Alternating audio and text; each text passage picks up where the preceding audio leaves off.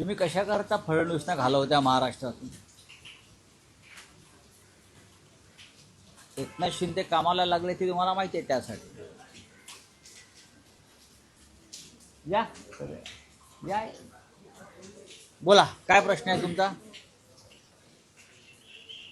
प्रश्न काय आहे? सामनामध्ये आज मोदींनी फडणवीसचं केंद्रात नाव सुचवलं आहे आणि महाराष्ट्रामध्ये देखील चांगल्या प्रकारचं उत्तम असं सीएम येणार आहे असं देखील आज सामनामध्ये मी असं लिहिलेलं आहे आणि मी त्याआधी सुद्धा बोललेलो आहे.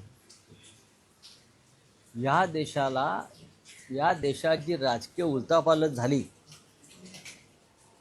आणि मोदींची नाचक्की झाली ती केंद्रीय शिक्षण खात्यामुळे. आणि 12 वर्षात प्रथमच मोदींना एका मंत्र्याचा राजीनामा घ्यावा लागला, तो शिक्षण मंत्री. या देशातला विद्यार्थी आणि तरुण इन्किलाब जिंदाबादच्या घोषणा देत जंतर मंतरसह संपूर्ण देशात रस्त्यावर उतरून आंदोलन करायला लागला, तो शिक्षण खात्याच्या कारभाराविरुद्ध. शिक्षण खातं हे कोणत्याही देशासाठी एक भक्कम तरुणांची पिढी घडवणारं खातं असतं. कोट्यावधी तरुणांचं भविष्य त्या खात्याशी संबंधित असतं आणि तिथेच वाळवी लागली आणि मोदींना माघार घ्यावी लागली. मोदींचा पराभव केला तरुणांनी. त्याच्यामुळे नरेंद्र मोदी यांच्या मनामध्ये असं आहे की या खात्यासाठी एक दूरदृष्टीचा, उच्च शिक्षित, चांगला प्रशासक असलेला नेता नेमावा. आणि या क्षणी देशामध्ये उत्तम शिक्षण मंत्री कोण होऊ शकेल तर त्याचं नाव देवेंद्र फडणवीस आहे. हे नरेंद्र मोदींनाही माहिती आहे. आणि दिल्लीतली जी माझी माहिती आहे त्यानुसार प्रधानमंत्री मोदींनी या संदर्भात राज्याच्या मुख्यमंत्र्यांशी चर्चा केली की तुम्ही केंद्रात येऊन मनुष्यबळ विकास मंत्रालय, त्याला शिक्षण खातं म्हणत नाही तर त्याला HRD मिनिस्ट्री म्हणतात, आणि खूप मोठं खातं आहे. पहिल्या 5 खात्यांमधलं ते खातं आहे, डिपार्टमेंट आहे.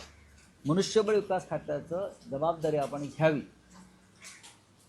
अशी त्यांना मोदींनी सूचना केलेली आहे. ही माझी माहिती आहे. कोणी कितीही इन्कार केला तरी माझी माहिती पक्की आहे. पण काल आपण जर बघितलं अमित शहा यांच्या भेटीसाठी सुमित्रा पवार असतील, एकनाथ शिंदे असेल, तसं महाराष्ट्रामध्ये जर देवेंद्र फडणवीस दिल्लीमध्ये गेले तर महाराष्ट्रामध्ये मुख्यमंत्री म्हणून कोण बसेल का? बघा, मुख्यमंत्री देवेंद्रजी केंद्रात गेले तर मुख्यमंत्री कोण हा प्रश्न येत नाही.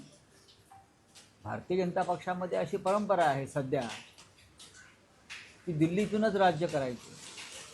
सध्या जे गुजरातचे मुख्यमंत्री आहेत, तुम्हाला त्यांचं नाव माहिती आहे? एकदाच आमदार झालेले गृहस्थ आहेत. शेवटच्या बाकावर बसणाऱ्या गृहस्थाला मुख्यमंत्री केले. राजस्थानच्या मुख्यमंत्र्यांचं नाव आपल्याला माहिती आहे? मध्य प्रदेशच्या मुख्यमंत्र्याचं नाव आपल्याला माहिती आहे का? नाही. शोधून काढतात. जो कमीत कमी कार्यक्षम, अलोकप्रिय आणि ज्याच्यात नेतृत्व करण्याची क्षमता नाही अशा व्यक्तीला शोधून भारतीय जनता पक्ष पदावर बसवतो.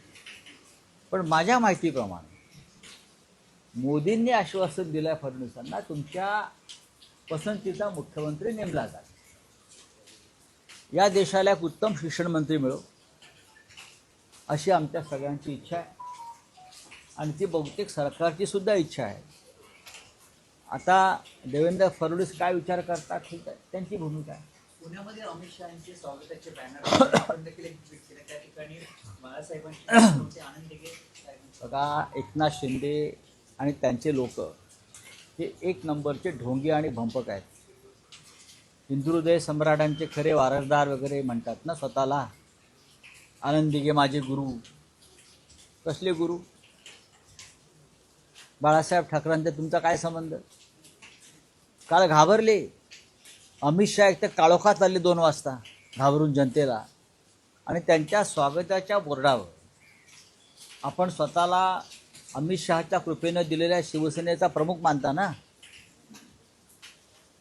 त्या फलकावर स्वागताच्या बाळासाहेब ठाकरेंचा फोटो नाही.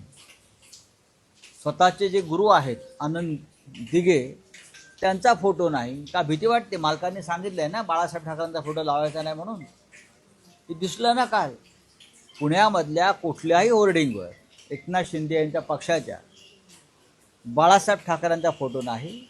आणि त्यांचे गुरु म्हणून जे मिरवतात दिघे साहेब म्हणून, त्यांचाही फोटो नाही. हे ढोंगी लोक आहेत, डरपोक लोक आहेत, अमित शहाला घाबरतात. नरेंद्र मोदी असतील, अमित शहा असतील, हे लोकसभेमध्ये बोलताना दिसत नाहीये. जे नरेंद्र मोदी आहेत ते इंस्टाग्रामवरून आता संवाद साधायला सुरुवात बघा की हेच लोक माननीय उद्धव ठाकरे साहेबांना फेसबुक नेता म्हणत होते. कोरोना काळामध्ये खरं म्हणजे बाहेर पडण्यास मोदींनीच बंदी घातली होती. आणि माननीय उद्धव साहेब फेसबुकच्या माध्यमातून जनतेशी संवाद साधत होते, मार्गदर्शन करत होते. तेव्हा त्यांच्यावर टीका करणारे कोण? हे तुमचे प्रधानमंत्री मोदी, आता जे पळून गेले ते एकनाथ शिंदे, देवेंद्र फडणवीस. मग आता गेले काही दिवस नरेंद्र मोदी आहेत कुठे? फेसबुकवरच जनतेशी बोलतायत ना, आणि काम करतायत, विद्यार्थ्यांशी संवाद साधतायत. हे सुद्धा फेसबुक प्राईम मिनिस्टर आहेत. राम मंदिरामध्ये मोठी खरं जसं अयोध्यामधील राम मंदिरामध्ये पोहोचले, कारण राज ठाकरे देखील एक आपल्या भाषणामध्ये म्हटलं की सिद्धिविनायकमध्ये देखील 18 कोटीची दानपेटी खरं आहे ते. सन्मान्य राज ठाकरे यांनी जो स्फोट केलेला आहे त्याच्यामागे फार गंभीर प्रकारचं सत्य दडलेलं आहे. जेव्हापासून शिंदेंच्या हातामध्ये तिजोरीच्या चाव्या आलेल्या आहेत सिद्धिविनायकाच्या, त्यांच्या माणसांच्या हातात, तेव्हापासून हे चोरीचं प्रमाण फार वाढलेलं आहे. बोले हिंदी में क्या है? राम मंदिर पे जो है एफआईआर दर्ज किया गया विपक्ष के ऊपर। किसके ऊपर? विपक्ष के ऊपर दर्ज किया गया एफआईआर। क्यों भाई, क्यों? राम मंदिर चोरी का मुद्दा उठाना यह अपराध है क्या? चोरी किसने की? बीजेपी के लोगों ने की. चंपत राय किसके आदमी है? बीजेपी का आदमी है. अनिल मिश्रा किसका आदमी है? बीजेपी का आदमी है. गोपाल राय कौन है? बीजेपी का आदमी है. नृपेंद्र मिश्रा कौन है? बीजेपी का आदमी है. उनके ऊपर एफआईआर नहीं है. 1400 करोड़ का घोटाला हुआ है राम मंदिर में. 500 करोड़ की दानपेटियां, दानपत्र चोरी हो गए. बड़े मछली छूट गई, छोटे छोटे बच्चों को अरेस्ट किया. और हमने ये मुद्दा उठाया संसद में और संसद के बाहर, तो हमारे ऊपर एफआईआर लॉन्च होता है. शर्म नहीं आती है लोगों को? ये राम के लुटेरे हैं, राम को लूट रहे हैं. राम 14 वर्ष वनवास में गए, तब राजा भरत ने उनकी पादुका संभाल कर रखी 14 साल तक सिंहासन पे. वो पादुका की चोरी किए लोगों ने.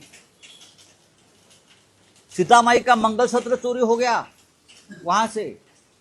राम के आभूषण चोरी हो गए और हमने आवाज उठाया, तो हमारे ऊपर आप एफआईआर दर्ज करेंगे, ठीक है, देख लेंगे. सिद्धिविनायक तो चोरी हुई है, इसके बारे में क्या बोलते हैं? सिद्धिविनायक में नहीं, देश के पूरे मंदिर में चोरी हो रही है और सभी मंदिर बीजेपी के कंट्रोल में है.